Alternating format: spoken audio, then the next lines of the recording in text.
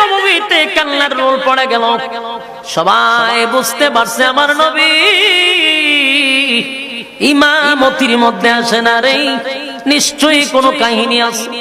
যখন দেখা যায় নামাজের টাইম চলে যাবে, হঠাৎ করে তাকায়া দেখে একজন ইমামতির মুসল্লায় দাঁড়ায় গেছে। সাহাবীরা ইমামতির মুসল্লায় দেখে আশ্চর্য হয়ে গেল, এই লোক যেহেতু ইমামতির মুসল্লায় দাঁড়ায় গেছে, আর কোনদিন নবী দাঁড়াবে না। আবু বকর সিদ্দিক রাদিয়াল্লাহু তাআলা দাঁড়ায় গেছে। নামাজ চলতেছিল, পয়গম্বরের হুশ ফিরছে। পাশেই ছিল আম্মা জান আয়েশা সিদ্দিকা রাদিয়াল্লাহু তাআলা আনহা। আল্লাহর নবী বলেন, আয়েশা আমার নামাজ কি চলে গেছে? আম্মা জান আয়েশার চোখ দিয়ে পানি পড়ে। আল্লাহর হাবিব বলেন, আয়েশা গো, ফজরের নামাজ কি হয়ে গেছে? এমনি আম্মা জান আয়েশা বলেন, নবী গো, আপনার অপেক্ষায় সাহাবায়ে কেরামরা মসজিদে নববীতে কান্নার রোল ফালায়া দিছে। অপেক্ষা করতে করতে আমার আব্বার ইমামতিতে মসজিদে নববী নামাজ শুরু হয়ে গেছে। আল্লাহর নবী বলেন, আয়েশা রে, আমি উঠতে পারি না, আমার বুকে ব্যথা, আমার শরীরটা বড় দুর্বল, আমারে কি একটু দেখাইবা? আমার সাহাবীরা নামাজ পড়ে।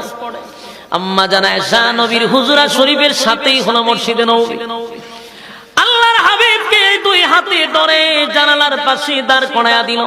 নবীজি এক দৃষ্টিতে তাকাইয়া দেখে আবু বকরের ইমামতিতে নামাজ শুরু হয়ে গেছে।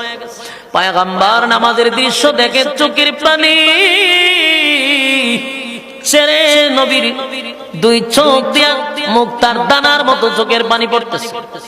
আল্লাহর নবীর চোখ বেয়ে পানি পড়ে। আম্মা জান বলে, নবী গো, আমার আব্বা নামাজ পড়ায় গো নবী, আপনি কেন দেখে কাঁদেন? আল্লাহর নবী কেন কাঁদেন? আল্লাহর নবী বলেন, আয়েশা, সব কান্না কিন্তু দুঃখের কান্না নয়, সব কান্না দুঃখের কান্না নয়। আজকের এই কান্নাটা হলো আমি নবীর সুখের কান্না।